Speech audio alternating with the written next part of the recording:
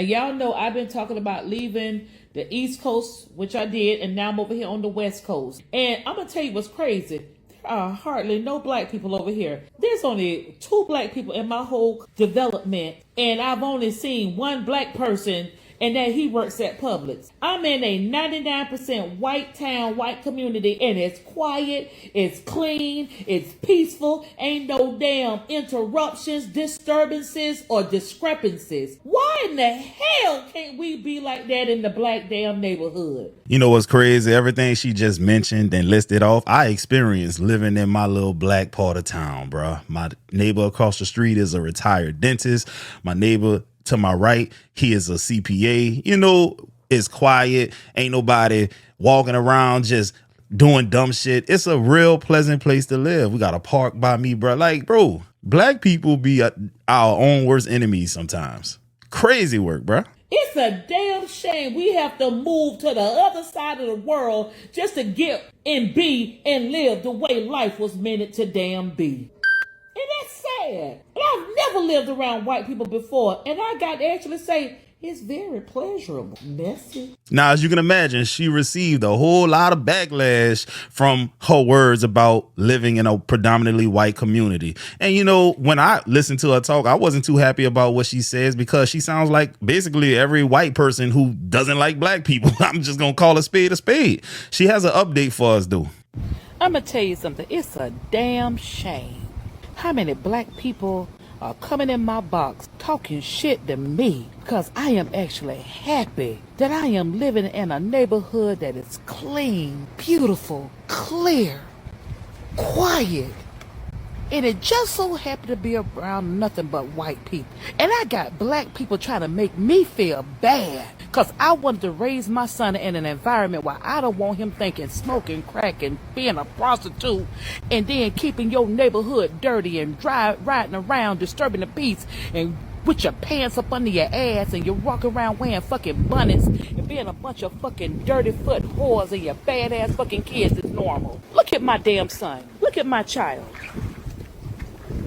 My child is living a fucking life, and you think I'm wrong for that? Sometimes it's not what you say, it's how you say it. You sound like the black dudes who, when asked, why do you only date white women? Instead of saying what they like about white women, they say what they hate about black women. See, you could have said you like your neighborhood because of this, that, and the third, and never mentioned anything about the black community. You could have did that for sure, but you chose not to, and that's why you got the backlash. Now, look, I got to warn y'all, it gets worse from here. That move to the white neighborhood, become a self-hating black person pipeline is real. I'm dead serious. It gets worse from here. And another thing, you think I'm gonna let y'all broke down Tonka truck minded motherfuckers make me feel bad for wanting to live better? You think I'm gonna let you goddamn foot draggers, goddamn underbrain developed motherfuckers make me feel bad for wanting to have peace in my life? If you want to keep your saggy pant bonnet wearing asses in the fucking hood acting like a bunch of mindless buffoons, and keep your motherfucking ass there, because the world that lives like this wants y'all to stay over there.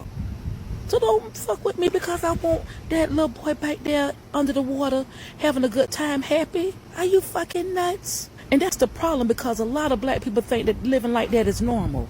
I'm here to tell you, the ghettos are not normal. Living like that is not fucking normal.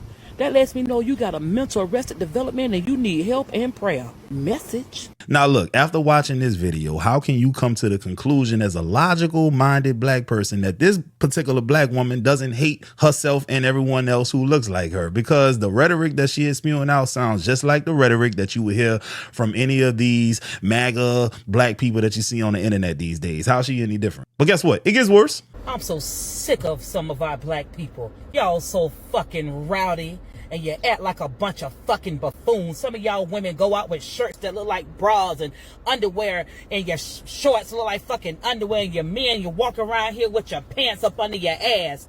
No integrity, no damn you're just disrespectful, keeping the community dirty and disgusting. You're going in the airports looking like a bunch of fucking buffoons. I'm sick of y'all. Y'all make me shame that we share the same fucking skin. You just don't give a fuck. I used to just advocate for us as black people. And black people like me, we got to be labeled in with y'all ass. Then you wonder why we leave the fucking community. Why we go into multicultural community. Because we don't want our children mimicking y'all. Messy. Yeah, man, her pattern recognition is off because it seems like she only sees black people displaying those type of behaviors and characteristics. I see white people who do this kind of stuff all the time. Go out in public wearing pajamas, going out in public with dirty shirts on, you know, just being degenerate all around. But she's too focused on the people that look like her to ever notice the people who don't look like her. It's like the red car effect. If I tell you to go and look for every red car when you're driving, you're going to notice them all of a sudden when you weren't at first.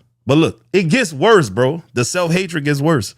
I cannot fucking believe that I just passed by and saw these damn kids in the black neighborhood kick a duck so hard that she died. And now the baby ducklings is left without their mother. When you go to these white neighborhoods and Spanish neighborhoods, their children, they nurture those animals when they see them ducks and dogs and whatever. But not in the black fucking neighborhood. In some of the black neighborhoods, y'all kids are so fucking vicious. And you teach them no fucking morals or nothing. Then you wonder why every fucking nation hates when black people move in their fucking neighborhood. Black people need to be fucking better. In some of our neighborhoods, we're dirty and we're fucking up the neighborhood and throwing trash and we're vicious and we're angry and we're destroying it and we're hurting animals and shit. Then you have nerve to say, now, this is why I take offense, because I'm pretty sure that was your first time ever seeing a black person harm an animal for the most part, or even kick a duck. But you went straight to this is the nigga shit. This is what black people do. But the fact of the matter is this. When it comes to crimes committed against animals, black people are not even at the top of the list. It is the people who you now live around who are at the top of the list. 60% of all of the crimes that take place against animals are committed by white folks. But you didn't know that. So you were just like, you know what? I'm angry. I'm upset. I just so happen to see some black people do some shit that's crazy. Nah, go look up the people who are raping animals, killing them, all kind of stuff. And it's definitely the people who look like the people you now live around. It is what it is. Now, to all of my black people watching me who want to get your kids into a safer environment, a cleaner community, whatever the case is, I just want you to know that it ain't going to be all rainbows. It ain't going to be all sunshine. Because my introduction moving into a white person neighborhood was this. I get on a bus and someone looks around and says, I didn't know this neighborhood had welfare. That was my first time dealing with one of them at the age of 13, dog. So it's like, yeah, bro, I know both sides of it. I lived in the hood and I lived in the suburbs. And man, I'll tell you what, bro. Personally, I made a decision when I was 14 that I would never move back to one of those type of communities. That was just me personally. So now I'm going to go ahead on and show y'all a few, stories of people describing their experiences. Nah, they really are weird. And like me, I could deal with it, but I don't like when it affects my kids. Like there's this one mom, she lived like 2 or 3 houses down from me. And I guess she got a babysitting business or something. And so Christina had like little kids and she was letting me know like, oh, I'm an at-home sitter or whatever. And I'm like, oh, no, thank you. Like my kids go to private school in another city, like a city that's like 30 minutes from here where we used to live. She got so offended. I don't even think she got offended that I said I didn't need her services. I think it just bothered her that my kids was in private school. And I noticed that like that's a lot of conversation that I had running into these neighbors. Like we'll walk down to like the ice cream spot and they saw my kids wearing uniforms and they were like, oh, where do your kids go to school? And I tell them like, and they just like, our schools are good. Nobody said your schools wasn't good. I just don't want to send my kids there. Like they be feeling like having a debate about like why my kids don't go to the local school. And then like she always told her sons not to play with my kids. Fine, no problem. But when she started going, telling the other people, the other neighbors, like a little further down the street, not to let their kids play with my kids, that's when it became a problem. Then there's one, I was waiting on this dress from Anthropology and I had seen it got delivered and literally went outside, couldn't find a package. I think on my old page, I was like on live when I went to go look for my package. I go down, I find the picture from FedEx where the package was, and I looked at the house and I walked down to see which house it was because I knew it was a house on my street and I found a house. So I guess one of the neighbors must have called them to let them know that like some black person was knocking on their door because I had went back down and then I was like, oh, let me go check again. I walked back down 10 minutes later and they pull up to the house and my car was in like blocking their driveway, but there was another car in a driveway. So I thought somebody was home. why they roll down their window and they're like, can I help you? I'm like, yeah, where's my package? And then she looking out, she's like, oh, let me grab it. So I move my car and the husband pulls behind the other car in the driveway. Mind you, the whole interaction is strange because the husband doesn't get out the car. The woman has the son get out the car with her. The husband's sitting there with the car on. She goes inside. I don't know if like the son is going inside with her because she's scared or something, but they both come out together. Like the son didn't, I don't know, maybe he had to use the bathroom. I don't know. But why she hand me my package and my shit is open? And she knew it was open because she's like, oh yeah, I've just been getting lots of packages. You know, it's back to school. Mind you, I don't know if you ever ordered anything from Anthropology, but the packaging is pink and literally says Anthropology all over it. Like, ma'am, you knew that was not for your child and you knew it was not for you. And the package literally got delivered like 7 minutes before I walked down to her house to go get it. Then I go sit in my car and the two of them get back in the car with the husband. And I'm just sitting in my car and they're just sitting in their driveway in the car, like waiting for me to pull off. And I'm just like, did they just drive back here because one of these neighbors, because they didn't have no Ring like cameras or nothing. And I'm like, did they just drive back here because one of these neighbors called them? Like, I've had so many weird interactions in this neighborhood. Like, it's not even funny. And like when we first moved here, when we was unpacking our stuff, like the neighbors just would come outside and sit on their porch and stare at us, stared at us bringing our stuff inside, like for like 3 days straight. Would literally just be sitting on their porch staring at us.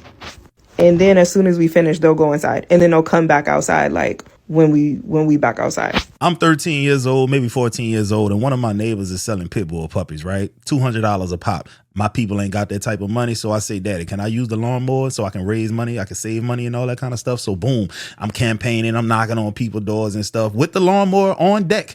Knock on this one guy's door, never saw him, but he sounded clearly like a white person, and the neighborhood was 99% white. He told me if I don't get off of his porch, he will shoot me. Now, did I go home and tell my daddy this? No, I did not, because I didn't want to put him in a position where he would get locked up or possibly shot himself, because I remember what he did when I told him a white man called me the N-word. Even at that young age, I had the wisdom enough to not put my people in predicaments, right? But this is what I experienced living around them people like that, bro. Don't do it. No. Take it from someone like me, okay? I remember having a lot of heart-to-heart conversations about my parents moving me to like a predominantly white area. And they would always be like, oh, well, you know, we grew up in LA. You know, the kids were fighting. Kids were doing drugs, gangs, blah, blah, blah. And I'm like, bruh, they do the same thing here. It's the same shit. The only reason why people will move to predominantly white areas and think that they would get away from that type of stuff, and I hate to say it, you find it less threatening, is because they're white. That's really all that it is. But the same shit just happens. Bottom line, the American education system just sucks. So I think what you really want to look for, if you consider yourself a POC and you're thinking about doing this type of stuff, look for places where you know your kids are going to have a sense of community and they're going to have teachers and counselors who are going to support them. I didn't have that, right? Because I was so alienated. There's no incentive to really serve Latino children because there wasn't that many of us. So you want to make sure they have a support system so they can move forward. That's what's more important. Now, a lot of black people living in white neighborhoods are going to 100% disagree with everything that I'm saying, but I don't trust any of them, because in my personal experience, the people who do that kind of stuff are the same people when it's just him, me, or maybe her and me around a bunch of white people will sit up there and just kiki in their face when they're making racial and stereotypically offensive jokes towards us. And I'm the one scratching my head like, damn, you cool with this? I know I'm not cool with this. Those typically are the people who really, really say, nah, man, I've never had an issue in my neighborhood. You're a lame ass dude because, hey, I'm black and I didn't get offended. Yeah, we know, weak link, weak ass bitch. We can smell that shit on you, weak ass. Mm-hmm. People like to not talk about situations where like black people are in predominantly white areas, but I'm gonna tell y'all about it. So for the last 4 or 5 years, I've been living in a predominantly white area, grew up in a predominantly black county, went to school at HBCU, so on and so forth. And then as an adult, I decided to move to a predominantly white area. I like the area, I like all that it come with, and I feel comfortable living there, and I still do. But I would say one thing, palm colored people are not so comfortable with me. And no matter how long they see me, they still are not that much comfortable. They would rather have conversations with my dog than have conversations with me. Like full-blown conversations in the hallways, at the dog parks, full-blown conversations with my dog, and never acknowledge me. Like, I'd be like, dang, you would really rather talk to an animal than to talk to me. And I used to be offended, but now I'm like, girl, go ahead. Sometimes I do snatch my dog and I keep walking if they make it like a thing. Like, you're not going to keep talking to my dog. You're not, keep talking to my dog and not acknowledge the mama. We ain't even doing it like that, because you know what you're doing. They also do little things like jump scare when I come around the corner, like, am I frightening to you? Are you afraid?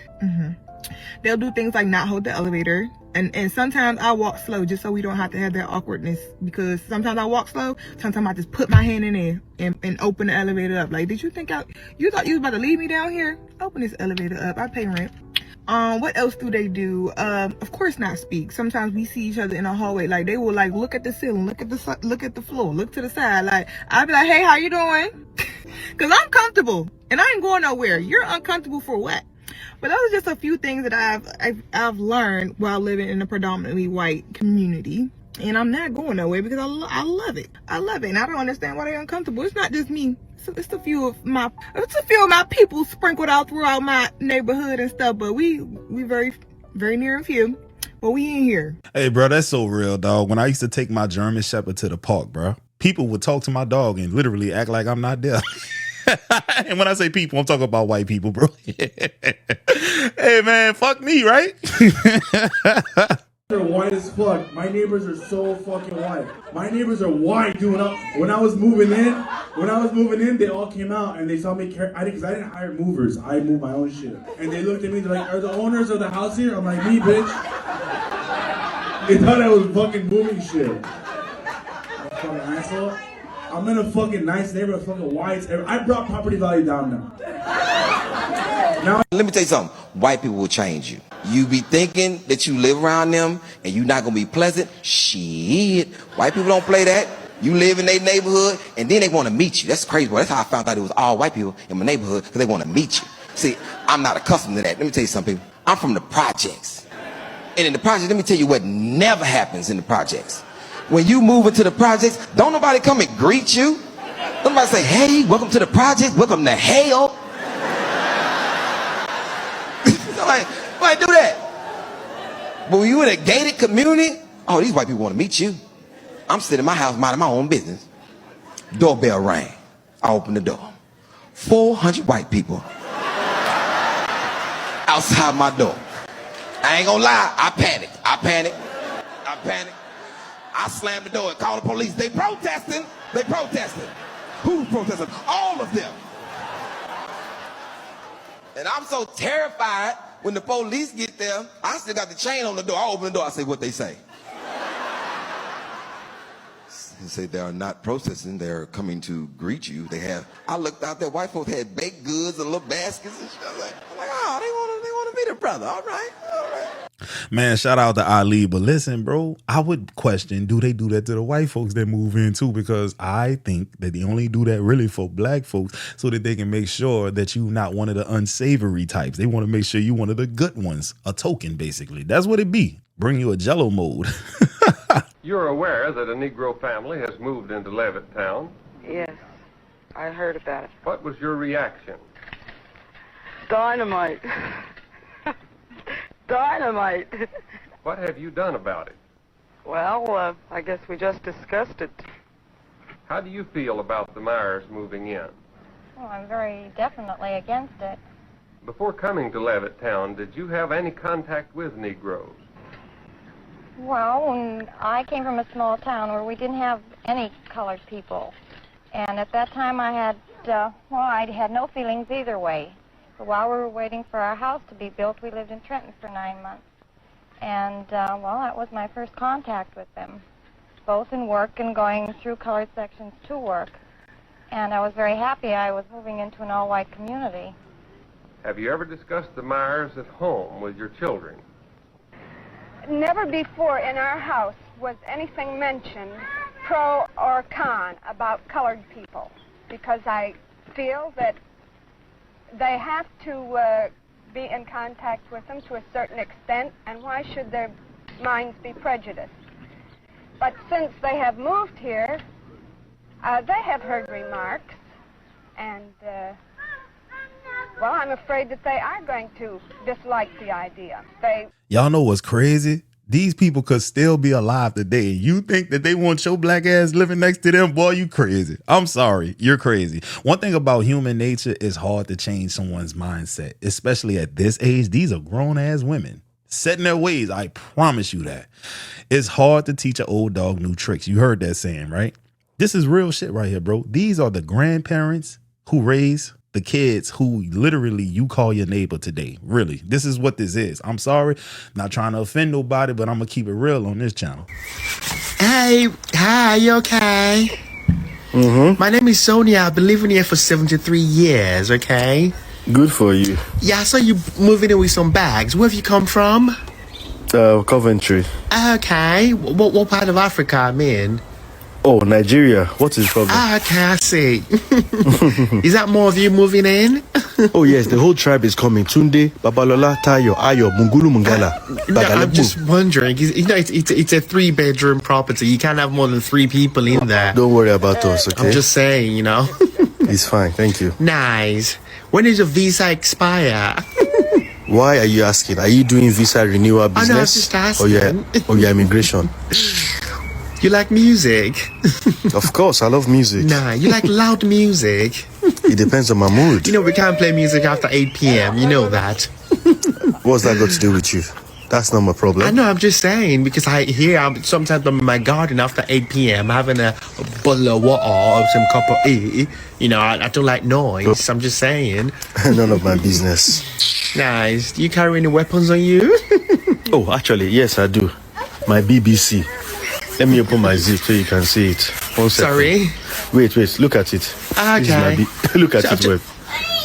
You like it? BBC.